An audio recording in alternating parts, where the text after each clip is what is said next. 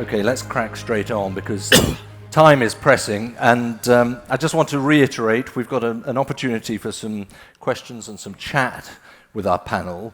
At the same time, we would love to get you involved. So there is a roving microphone for Q&A.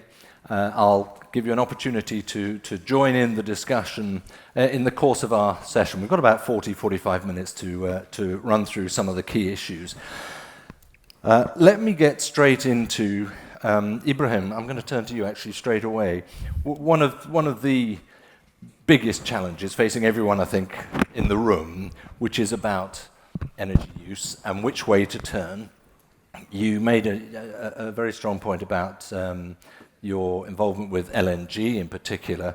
A report came out this week which said categorically the chances of 5% renewable energy use by 2030, that is evaporating fast. The speed of change is simply too slow. So when you talk about LNG and we get that sort of a report coming out, are you doing the right thing? LNG is transitional, but it's not the answer. Well, indeed, and I'm not surprised with the statement that is saying we are a bit too slow. It's a fact, and unfortunately, it was also expected, to be honest. When it comes about the LNG, yes, we're using LNG as transition, but it is going to be a long journey before we switch into the other fuel, say the EE ethanol or A-methanol and the ammonia. And of course, maybe in the long term as green hydrogen. The reason behind it is, or the reasons behind it, if I may say, it's one, lack of infrastructure. Two, it's the amount of investment required. Today, when you go for dual fuel engine and using LNG, it's very expensive. Let aside the other fuel, of course. And again, the lack of infrastructure, the lack of training, crew training, which is very important aspect because people tend to forget about that part. We do have crew who are trained to deal with LNG, and this is almost across the world, but we don't really have the crew who can deal with ammonia, with methanol, with other stuff. Ammonia in particular being a very dangerous fuel with its odorless impact. So you need to have a lot of few things put together. So it's the investment, amount of investment, the infrastructure availability, the crew training, and the availability of the technology as well. Because nowadays when you go to shipyards, because of the vast majority of ship owners ordering conventional and dual fuel ships, shipyards will tend to be a little bit hesitant towards confirming ships with methanols or with ammonia fuel. They'll just say, they'll either stop you by saying we don't have the technology, or they'll just say it's not on our top priority list because we have hot buyers who are going actually for the other alternatives. And you can't debate that, because at the end of the day, they are basically the service providers. And no matter how much you are willing to pay, if the will is not there from the shipyard to build that ship with that specification, then you are not reaching anywhere. I mean, you will see me as some sort of idealist to say, but come on, you are leadership. Yeah. You've got to take those initiatives, and if there's a short-term pain for it, there should be long-term gain. How much you can pay for, and for how long? I just ask this to everyone. I mean, there is always a limit to what we can do as ship owners. Today, we need to comply with the green fuel or the clean fuel energy. We need to comply with a lot of other requirements. And none of these technologies are cheap. They're all expensive. And with the cyclicity of the market, it becomes even more challenging to the ship owners. For us, in Aside Shipping, we do have a diversified fleet. We have 5 types or 5 categories. And this maybe gives us a little bit of flexibility in terms of if there's a downtime in one of the segments, then there's some good time on the rest of the segments. But can you think of a ship owner that has only one or operates in one segment and the market is really low? A year ago, container market was really down. Of course, they made money before, during the COVID, and they are making money now. But in between, they had very tough time. The same thing goes for the VLCCs and so on and so forth. But this means if that operator or that owner operates only in that segment, and you are asking him to invest hundreds of millions, I think the answer would be no. We need to be practical, and we need to be factual as well. Appreciated. Very difficult balance to strike. Oscar, you've got an involvement in ammonia, toxic product in some respects. So why do you pick that route, and how much do you feel that you are being an early adopter or quite ready to go that far? We really don't pick ammonia. We are properly driven by our clients into the ammonia world. So we have been also involved with LNG, and probably this is the challenge, a little bit of standardization. I think there is a little bit of ego maybe in the key players, so everyone choosing their own path, choosing LNG technology as a vision, or ammonia or methanol, and we can probably categorize these energies into the main shipping lines worldwide. Everyone has chosen their own preferred energy. But at the end of the day, we cannot, for example, from the point of view of ports, have all of the energies available at the same time, because the ports are limited space by definition. So you compare the port using energy supplying with massive facilities, because there is no one single technology chosen, right? So if you allow me to give an example, for the people here, it's super familiar with the technology, but for those which are not very familiar, a very old case, because I already have got an age, very similar, very simplistic. It was the videotapes, right? So during many years, it was the discussion, if beta, if video 2000, if VHS. At the end of the day, not the better technology succeed, but there was one technology, so we can interchange, we can cooperate, we can do, and to some extent, this is part of the challenge, other than cost, other than an actual return, how we are measured in the performance of our business, what's the risk we're going to take, but we have to limit the risk by cooperating and choosing a common approach to the technology used, because if the ego prevails, then probably we will put an extra challenge to the transformation. Right. Peter, you talked about diversification within your sector as an important step to take. What about in terms of energy and different green energies? Is it wise to try and cover the gamut, or should it be time now for this industry to start focusing on just one or two possibly green fuels of the future? First of all, the diversification is to be able to take those capabilities and those skill sets and be able to implement them in those different arenas and help those clean fuels to develop into more cost-effective products to market. There's a lot of transferable skill there. But from my perspective, I don't believe it's the right time to only focus on one or two. I think we need to expand on all of those sectors in order to be able to find the optimum solution. And we've still got to go through that period of somewhat experimentation, somewhat understanding where the real benefits come from and which one gives the optimum results. And then we can, by natural selection almost, we will lead ourselves to that point. I think if we do it now... do you think you will lead to the point of one or two types of fuel, or just that more diversified with capacity for all of them? I think there will always be a call for each of the different clean energy types, because it depends on the circumstances, it depends on the situation. As I mentioned in my speech, there are dredgers now being fabricated for LNG. But that's great if you're dredging rivers and doing maintenance dredging and you're close to the point of fuel delivery. LNG cannot work when you're a capital dredger and you're going and dredging in a location where there's nothing. So you need the diversity in there to meet the different demands. Solar works in some locations, wind is better in others. So all of these clean energies and clean fuels need to continue, because I don't think there is a one-size-fits-all.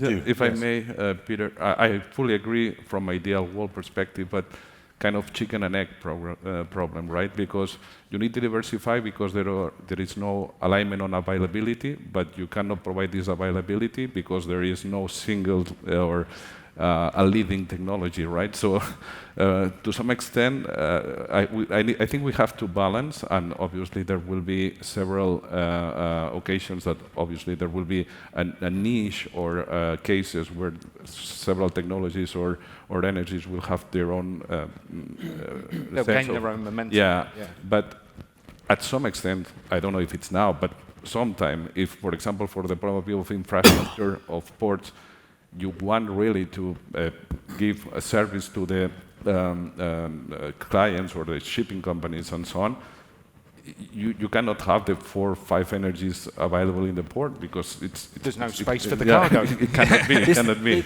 This is the dilemma, isn't it? This is the challenge. James, do things like Fuel EU Maritime, does that hasten a sort of move towards decision? It facilitates the uptake of green fuels, but I think I'd say more generally, even within the fuel market, there's evolution. I think you refer to LNG as a transition fuel. We also see it as a fuel in transition. We're very bullish about bio-LNG, and then even in the long term, e-LNG coming through. Similarly, different grades of biomethanol, different feedstocks, different production pathways from municipal solid waste, from forestry products, also have quite significant implications. And I think one of the challenges that we all face in this room is that bluntly, we're all going to have to get a lot better at biochemistry. In terms of understanding the feedstock pathways of the fuels, the life cycle analysis of fuels. I also think fuel production... Isn't that something for the scientists to establish, and you then pick up off that, rather than necessarily needing to know the intimate detail, the granular detail of that? I think from a ship owner's... You sort of make the big executive decisions. I think from a ship owner's perspective, the challenge is that has a real economic impact on you. That's coupled with a changing fuel market, whereas today you can rock up with your ship at Fujairah and just be guaranteed you'll be able to load a standard fuel. Many of these green fuel producers demand like a 7-year fixed offtake agreement, take or pay. So I think actually owners are going to have to become far, far more involved in the choice of fuel and have a position upstream. Even if, to be honest, you probably don't want to, but I think you'll have to. Well, you pointed towards Justin there, and you're sort of running the gamut on fuel potential and alternatives. Did you pick me as an eminent biochemist? Which unfortunately, that's not one of my talents. But I think the fact is, claiming that you have certainty or a vision, you know exactly how the future is going to play out. We don't. So what we've done is we've taken a number of what you might call calculated bets, and we have diversified. So in answer to your earlier question, isn't it now time that the industry settled on a particular fuel? I would say no, it's not. And that's not going to be our strategy. We'll take a fairly agnostic view because of a lot of the reasons that James has just made. So for us to claim that we know exactly how the industry is going to play out, we don't, even though we work for a huge energy company. The interdependencies, price relationships, a whole multitude of things. Again, shipping's not a generic one-size-fits-all industry. Whether you have a fleet of 60, 70, 80 or 90,000 vessels, depending on whether you classify a ship as something being over 500 GRT or 10,000 GRT, you have huge trades that will never come remotely close to Fujairah or Singapore or Rotterdam. Nobody's going to build an ammonia ecosystem for those ships. So ships, I don't want to fall into the trap of naming countries and to discover they'll become an ammonia leader, but there are a lot of spot tramp trades where that simply won't be the case. Easy wins would be looking at corridors of activity, Fujairah being a great example, Singapore being another, North Asia, whether that's Korea, China or Japan. Those are quite obvious routes, Northern Europe as well. So there I would expect because it's economically safer. There's a greater degree of certainty. There are more well-established liner-type trades, whether it's the cruise trade here or container trades. So I think the answer will vary quite a bit. And on one final note, I wouldn't subscribe to the view that we know LNG is not the answer. I would have, and by the way, that could have been the view maybe 6 or 12 months ago, that because of its profile, that it wouldn't stand the test. I would subscribe more likely to a view along the line with James, that actually LNG globally traded volumes are moving up from something like, James will know better than me, but around 375, 400 million tons from, say, 2 years ago to maybe 650 million tons in the global trade. There's a huge volume of LNG coming out, and also the economic incentive to keep those volumes moving and to keep that fuel in play through the use of biomethane, eLNG. I can't see the owners of those molecules letting that opportunity go, and so I wouldn't accept that the death knell or LNGs. Maybe that's partly the answer that I need as a sort of frustrated moderator here. Yeah. The message is the progress is slow. It's too slow. You are in an industry which is incredibly long term. 2030 is tomorrow. 2035 is the day after tomorrow in terms of your own time frame. So can anyone give me a positivist answer from the top table here now as to why I shouldn't be quite so pessimistic about the speed of change here? But briefly, yes, there is a very positive message coming from the entire industry.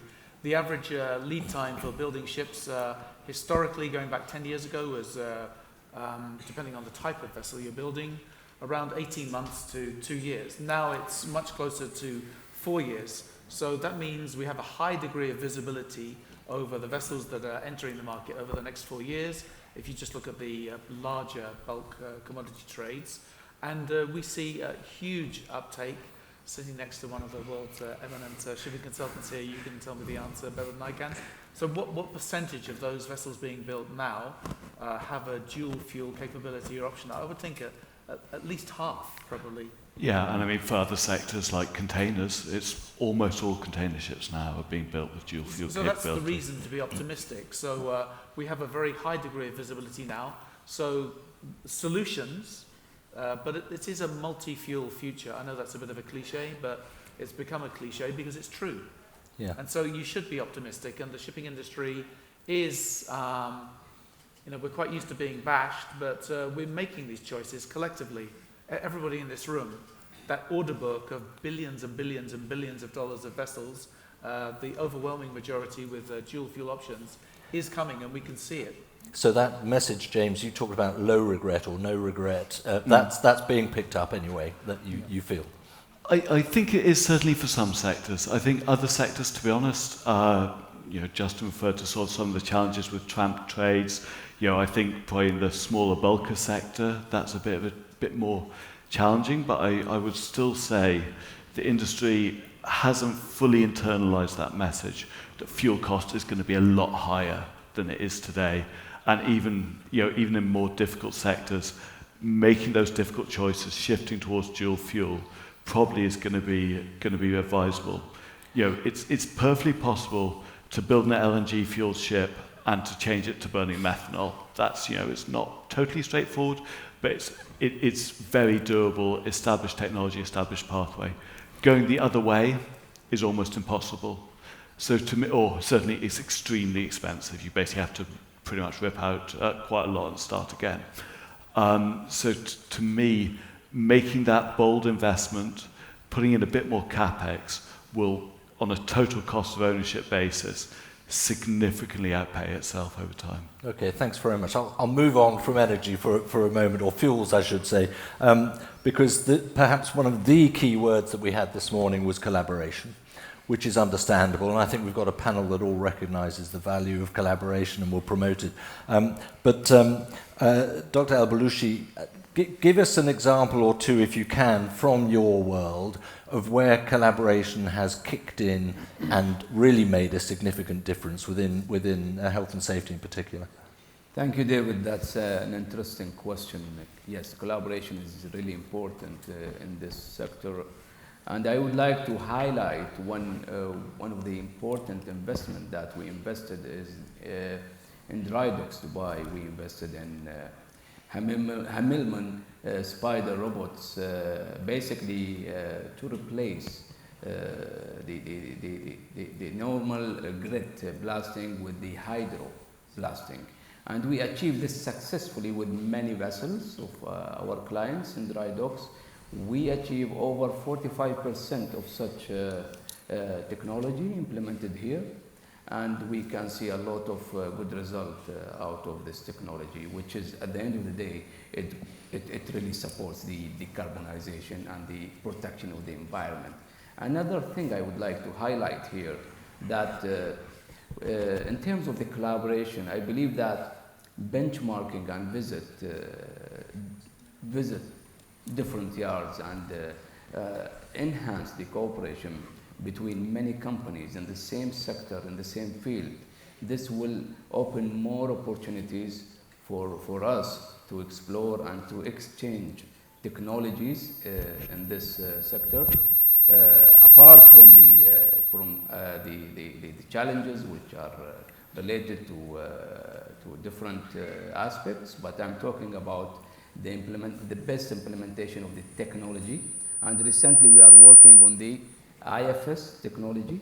Is going to see the light soon in dry docks, where we are going to Uberize our equipment to have the best efficiency use of the transportation among dry docks yards. So some real progress noted there. Let me just move that a little bit, Ibrahim, into very much the personnel and a slightly narrower focus on personnel when it comes to collaboration. How do you collaborate with your crews, with your seafarers, with your what can you do? Because you talked about small steps for everybody make a difference, but what can you do to change perhaps behavior and appreciation, awareness of how important this is to drive greater energy efficiency and cleaner? I think that's also another good question, David. It's, we can't do anything without the involvement of our crew members. That is very important. We need to put that place. How we do it in Asad Shipping is basically getting our crew involved in our decision making, if I may say. And that involves us giving them the leverage and giving them also the freedom to come up with different initiatives that will actually go into the same pot of the sustainability. Is that itself a behavioural change, though? Because I think a lot of crews would say, well, look, we do as we're told. No, I'll tell you, because, well, it could be that way, but then the way we experienced it in Asad Shipping is basically by getting the crew involved in putting up these initiatives and coming up with these initiatives, and also to give them some rewards in return. So they actually feel engaged and feel encouraged as well every now and then. And these initiatives, they are not like for the top 4 of the crew. It's actually, it goes for everyone. So whoever comes up with any sort of idea, and we always tell them there's no bad idea. It's just like a bank where we deposit all the initiatives, all the ideas within that bank, and then we prioritize. And we look into them one by one. There's a team that works within the ship management company. We'll look into all these initiatives and we'll think, okay, initiative in category A will be like the top priority. And then we'll get the crew members involved in that initiative to actually come to the office and speak about it. And in return, they will be rewarded. Is it carrot and stick? I mean, you know, if they're not performing as well as they might? Well, it's, of course, you need to set smart KPIs for that one. I mean, if you leave the door open, then you'll just get everything from every. But then you are also there to manage the ships. You need to manage the fleet in the most efficient way. So, but then all what we need is basically to give the guidelines to the ship crew this is basically what we are looking for. These are this is the criteria, what we need to follow. And then accordingly, they will come up with that idea, which will fit into the criteria and makes our life easier as well in terms of prioritizing the initiatives and talk about them and maybe implement them at a later stage. It's intriguing because it's very small steps, but they're incremental, aren't they? And over time, you're changing a sort of a whole culture. Exactly. Hopefully, that would be the idea. I'm going to turn to the floor. Just 1 second. I do want to bring Marco in, though, on one issue. We've talked quite a bit about regulation. I've heard it said in the morning, enough regulation, thank you very much. You can tinker with it, but we don't want any more. You've given us a very clear example of the challenges facing the UN, for example, and other bodies in establishing regulations that people will be able to adhere to in the midst of a real world. And I just wonder what your view is on regulatory action. Is more a good thing or a bad thing? Depends. Thank you. Moving on. Well, it depends what you aim to accomplish. So, for example, it depends on the structure. If the structure is good and you have regulations, you can always improve them. You can change them, you can improve them, you can tighten them up. If the structure is not good, it doesn't respond to the reality, then you need to change the structure. You will get new regulations. Maybe it will be less regulations, but maybe more effective. So it depends from which side you're observing it. But the point is that the whole world is connected, and something that happens in relations to climate change in Greenland can have effect in the coastal Bangladesh. So we need to talk, we need to see on global level how to improve this. These are all global problems. Is it transport? Is it AI? Is it climate change? It's all connected. So, yeah. Without we talk about the EU fuel, EU maritime. Without that sort of step, without the IMO's very clear targeted route map to 2050, do you think this industry, indeed any industry, would take that lead anyway?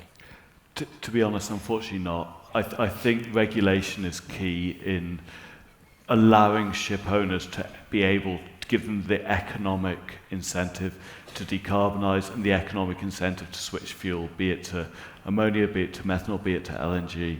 To me, regulation creates the economic ability for owners to make the switch at scale. You'll have demonstration projects, methanol dredgers, LNG fueled vessels, etc., etc. There'll be demo projects. But to do it at scale, we need that regulatory playing field. Is there enough regulatory playing field now, or will there have to be more? We'll know in April. So obviously we've got the IMO MEPC meetings taking place this week. We're not expecting a clear outcome from those. We are expecting a clear shape for the global fuel standard from the next set of meetings taking place in March, where we'll have a better understanding of the stringency of the global fuel standard. And as I say, at least from a Lloyd's Register point of view, it's the global fuel standard. That's what's got the teeth and will give the lift. Arsenio Rodriguez, the Secretary General of the IMO, says, look, regulation, that used to be heresy. That is no longer the case. Ibrahim, I think you're probably somewhere between the two. Well, I'm with the regulations as long as they are refined. What I don't want to say against, but then what I don't agree on is keep pushing regulations every now and then without refining the existing regulations. I mean, we can always make changes to the existing regulations where it makes it easier for ship owners to actually comply with these ones. But to start pushing other regulations when the existing regulations are not complied with, then what's the point? Don't shift the goalposts, basically. That's okay, thank you very much. And if I may, please, Peter. I think it's important to understand that regulatory framework not just makes it economically more likely to adopt because it's almost if you don't do this, your cost of business is going to be high, but it will be higher than the adoption. Every one of us is in a service sector. We serve our clients in building the infrastructure, the logistics team. Everybody is serving another part of it. And at the end of the day, we need to make sure that regulatory framework also has other offsets in terms of the commerciality of it to ensure that those costs aren't just passed on to the consumer. If you look at the wider society, yes, everybody is very concerned about climate change, but also everyone's deeply concerned about the rise of cost of living. Now, by making a disincentive not to adopt, but still absorbing a huge amount of cost in order to be able to transition, that needs to find a balance in order that we're not just passing that cost on and on until it reaches the final consumer. So I think there's a balance that needs to be done there. Someone's got to pay. Peter, thank you. Right, let's get some questions from you. We have a roving mic, which is on its way. So if you'd like to just put your hand up if you have a question to throw to the panel. We have a hand straight up here at the front. So if we could get the microphone to the front, please.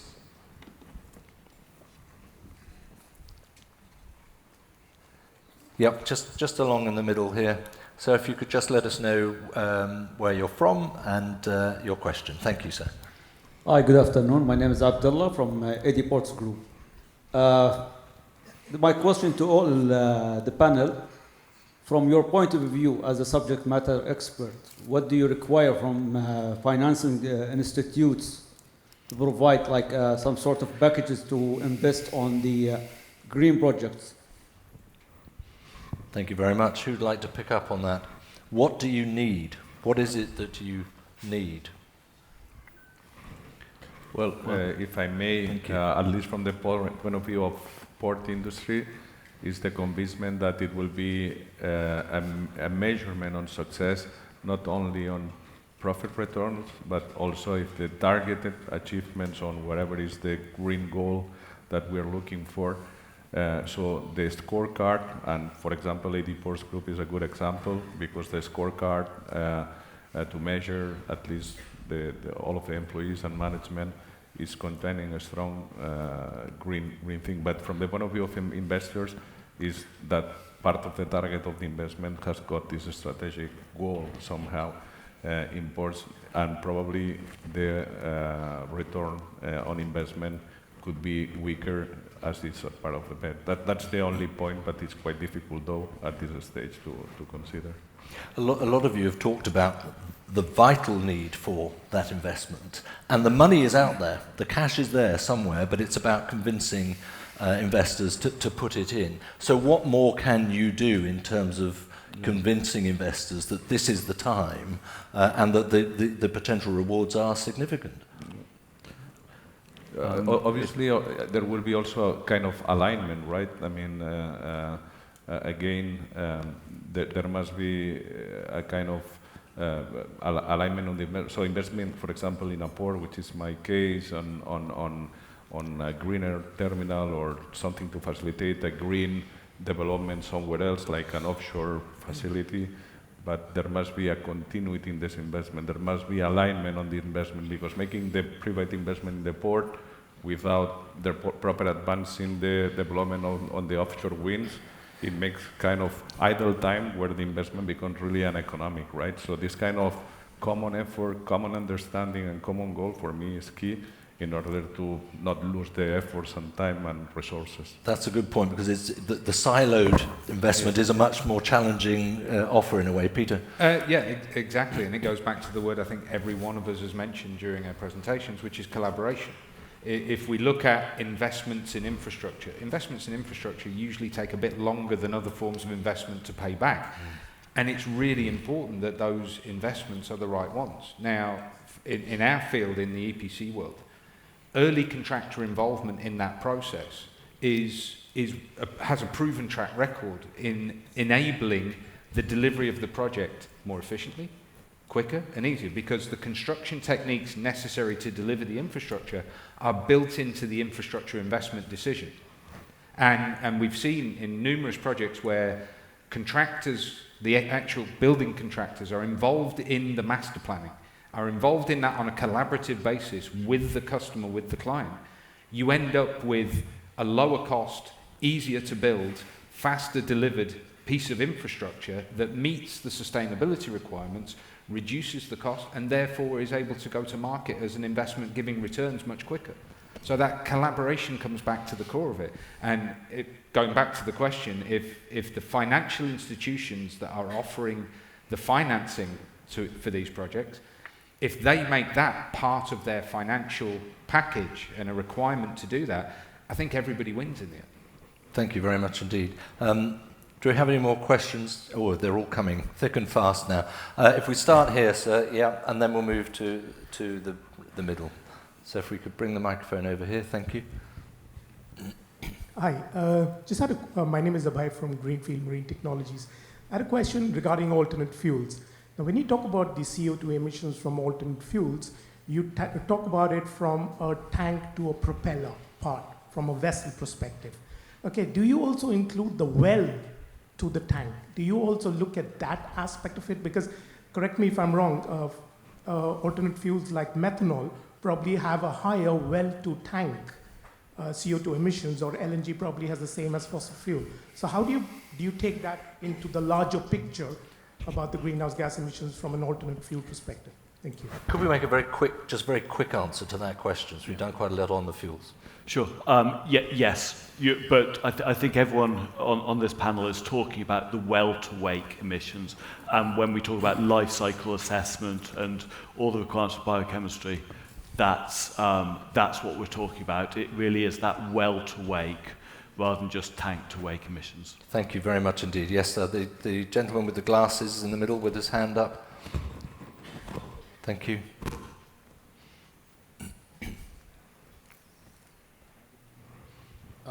Thank you. I'm Souvik. I represent Alcir Marine here.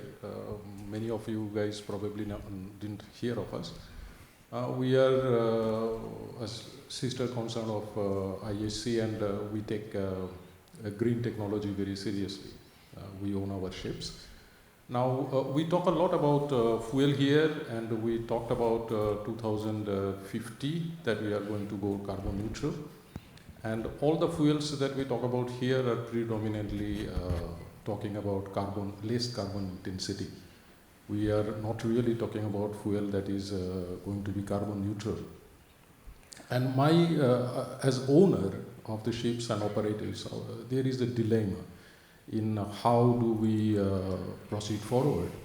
There is also a dilemma that given that if the industry really believes that we are going to go carbon neutral by 2050, then the transport of fuel needs to reduce, and the industry need to start ordering less and less tankers. Is that reflecting in the market? Do you really believe that the industry believes we can achieve that target? And my second question is... Might stick to the one, if that's all right, just on time, but we'll take that question if that's okay. There is one important question, please. Okay, quick. Yeah. If we do not believe that we are really going to go carbon neutral on our fuel, why are we not at all talking about carbon capture? Thank you very much. Thank you. Okay, let's deal with that, and carbon capture in particular, actually. First of all, is there a sense of belief here that 2050 and the target is real and achievable and will be reached? Quick show of hands. Yes. Yeah, I think yes? Yeah. Yes? Okay, so let's put that to bed for the moment. Carbon capture. Justin, Yep. hugely challenging, but really important. It is, and when it comes to carbon capture, sequestration, the UAE is a test case for excellent practice. Within Abu Dhabi here, we have a facility, Al Rayada, which maybe some people know about, some people don't, which is a very famous test case where work began on that in 2006, completed in 2016, so it's not something new. So carbon capture, that technology, well known, well established in the UAE. When it comes to ships, not so much at all. And we've ordered, as I say, more than $6 billion worth of ships this year. Our client, in one particular case, building the world's largest, greenest, lowest carbon LNG export terminal plant, were demanding carbon capture systems on board LNG vessels. Yet none of the shipyards is in a position to quote and say there is no tested or proven technology to put on board the ship. And yes, all of their clients are asking about it, just as you are.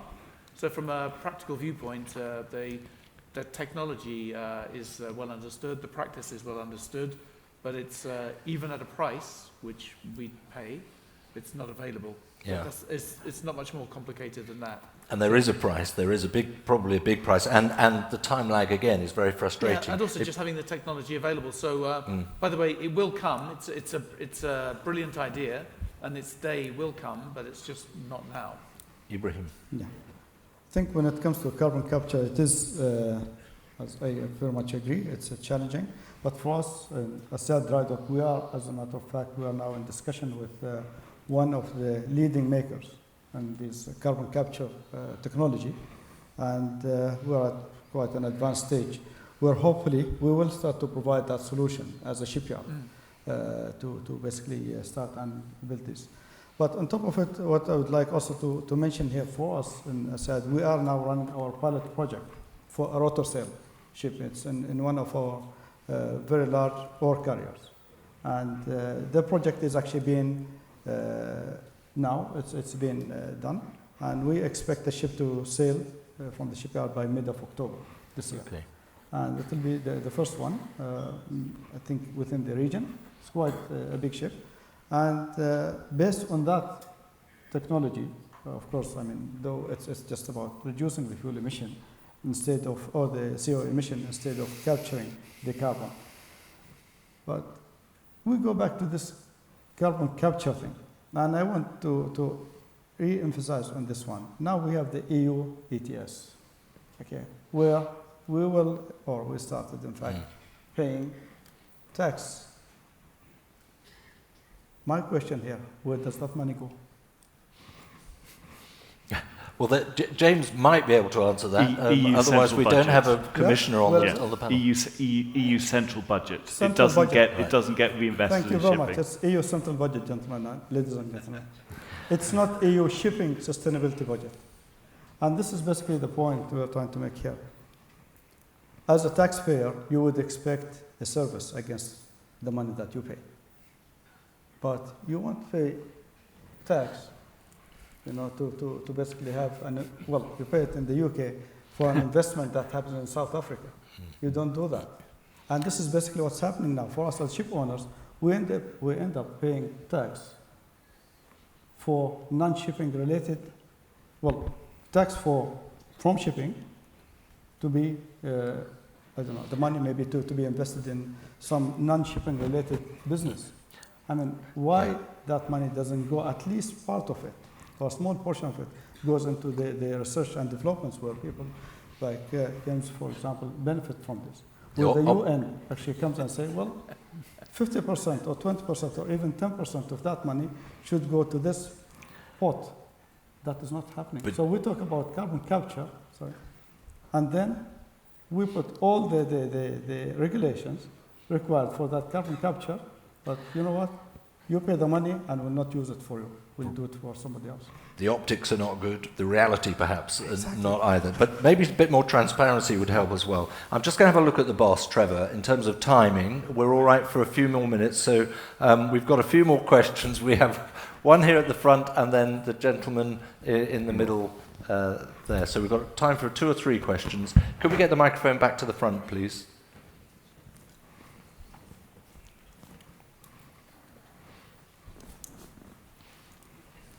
Just along, keep coming along. Thank you. Thank you. Ali Shihab from DMB. It's an open question and general and free to answer. So 2025, 2026, for those who have the assets or manage assets, what's your target percentage reduction of your emissions? That's a very short-term, immediate issue question. Can we do a very quick answer on that? For us as a KPI, we actually stick to like 2% as reduction in our annual CO2. But then, of course, we aspire to do much more than that. But that is our KPI. It's actually 2% for us at shipping. That's one example. We'll take it. Peter, you could quickly. From our side, what we're seeing variable results in the fuel catalyst that we're experimenting with, which is the only way to reduce the fuel consumption on the vessels, thereby reducing the carbon. In certain vessels, that's achieving between 4 and 5% fuel reduction. In other vessels, it drops down to 2. So it depends on the classification and utilisation of it, but somewhere in between that 2% to 5% would be the expected reduction in carbon consumption on board the vessels. Okay, so not insignificant, but obviously a hope for acceleration at the same time. Thank you, Ali. So to the gentleman right in the middle, please. Thank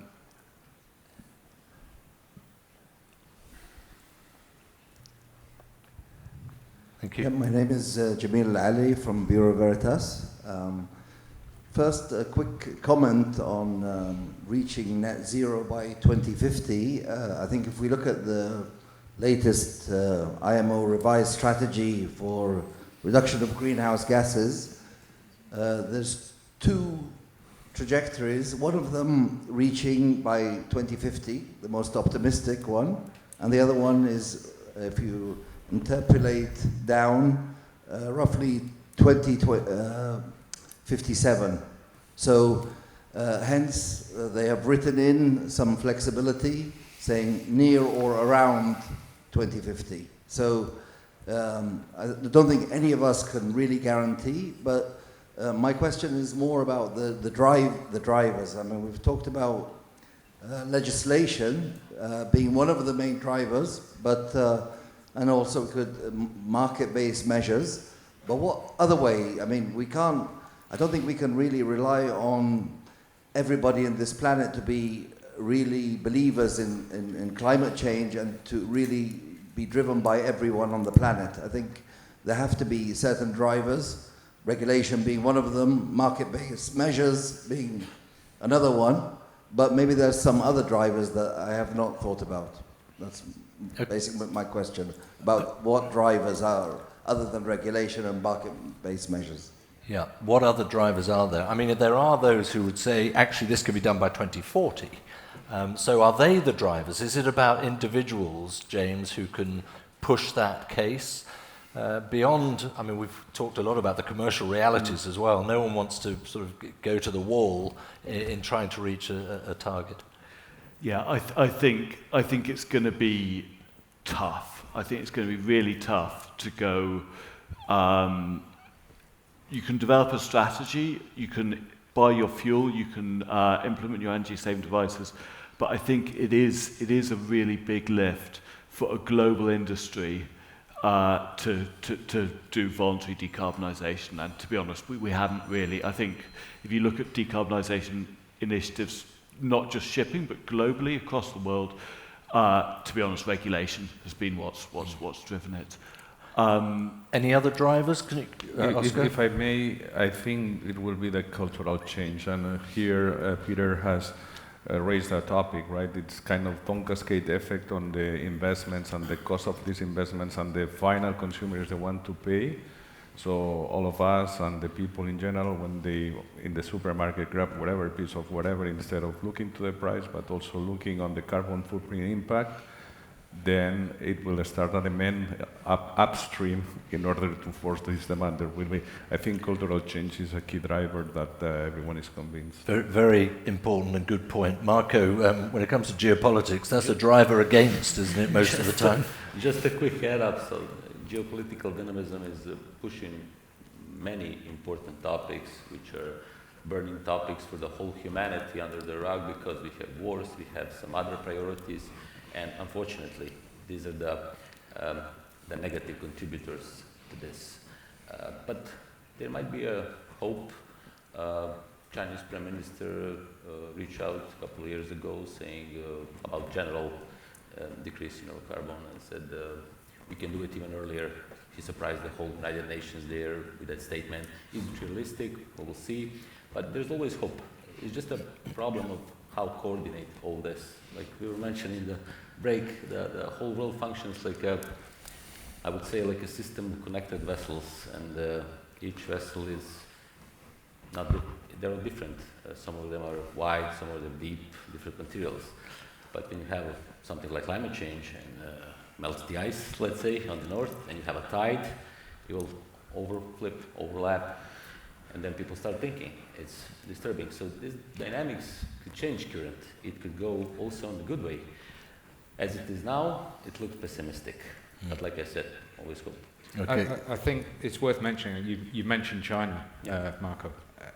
I've seen quite dramatic change in China. I've been going back and forwards to China for the last 7 or 8 years for various different reasons. And if you look at, for example, their adoption of electric vehicles, it goes back to that. You don't just have to have a disincentive, but you also have to have an incentive. And the way they've structured the adoption of electric vehicles is by saying, okay, for electric vehicles, you don't have to pay a permit fee, you don't have to pay this, you don't have to pay that. So it's not just a matter of making it more economically viable, but they actually made it much easier and simpler for people to adopt electric cars and electric vehicles. You go to Shanghai now, 50% of the vehicles on the road, including all the public transport, are electric. 7 years ago, you didn't find one. And it's generated that desire and the variety of selection that's available over there. So it goes back to making sure that the economic viability of the adoption makes it absolutely a no-brainer that it will be adopted. And I think it's very important to look at it that way. I'll just Briefly connect to this and finish. That's why these events are very valuable. Education is the key. If you educate people, if you communicate, if you bring those topics, if many people hear about them, they'll start thinking, and then you have this kind of a cumulative effect. Salah, you wanted to make a... David, if we recall the COVID-19 time, I believe that, I remember during that time, the engagement of the entire society and community was great. Although we were working behind the scene, but I could see that engaging others or engaging the stakeholders with the partner or the responsible party of setting up regulation was there. And we could see that was a very good drill for the entire humanity. So what I would like to highlight here is, why don't we engage the big players in the ocean, in the maritime, to set up or to look again into the set of regulations that we have in different manners, and we find out how we can make it easier and more feasibility to be implemented across, and also to achieve the 2050 targets. That's one. And the other aspect, I believe that COP27, COP28, which was here in UAE, they contribute a lot to make it happen. And the next one, of course, it will be in Azerbaijan. And I believe that such arena, it speeds up this kind of challenges. They certainly focus minds, don't they? Salah, thank you very much indeed for that. Can I just add, by the way, I'm fairly optimistic.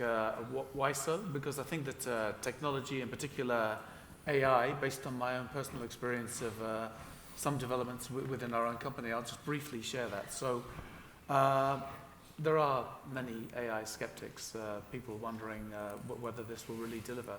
I'll give the particular example for LNS. So we have a fantastic tool or system called Smart Eye, fitted on 80 of our offshore vessels.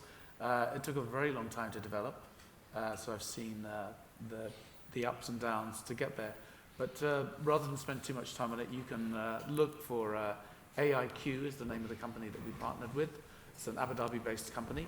So what that does is that uses CCTV to take video streams in real time. So just today, that will run more than 1 billion predictions just in one 24-hour period on 80 of those vessels. So the welfare and safety of our crew, those working under heavy loads, whether people choose to turn up at work without safety kit or equipment, people who get too close to the edge of the vessel, people that trip and fall, people that fall overboard. That AI-based system alerts us to all of those events. So there's nobody monitoring a set of screens. The AI does that. So if I see our own personal experience of how AI delivered a real uplift in the safety and welfare of people on board our vessels, I can equally see, with the huge amount of money that people are deploying in that, that technological improvements around, also the developments in electrolyzers for becoming cheaper, smaller, easier to take, to turn ammonia into hydrogen. I think the acceleration is going to bring rewards, but I would also echo what a couple of other people have said. I think you must have regulation, and as much as we don't like it, having some barriers to entry, some safeguards, some a push behind us is essential, because without it, I don't think much will happen. So the combination of thoughtful regulation and also embracing new technologies, whether it's AI or digital or other forms of onboard technology, I do believe that will unlock various pathways and keys. So I'm optimistic in the long run. I think not having mentioned AI would be an omission. And I don't agree with your view on skepticism. I think that's changing. There's some anxiety maybe, but the opportunities are clearly there. And thank you, Justin, for bringing that up. In fact, thank you to all of our panel.